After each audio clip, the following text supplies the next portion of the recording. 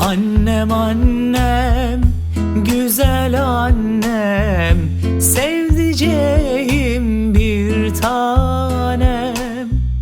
Annem annem, güzel annem, çok sevdiğim bir tanem.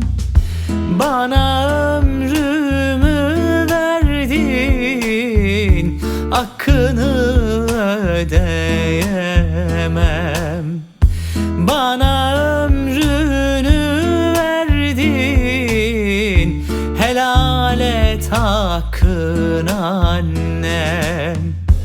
İyi günde, kötü günde, bugünümde, dünümde.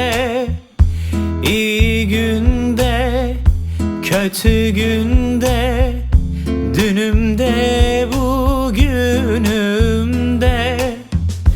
Bana hep kanat gerdin, iyi ki varsın anne.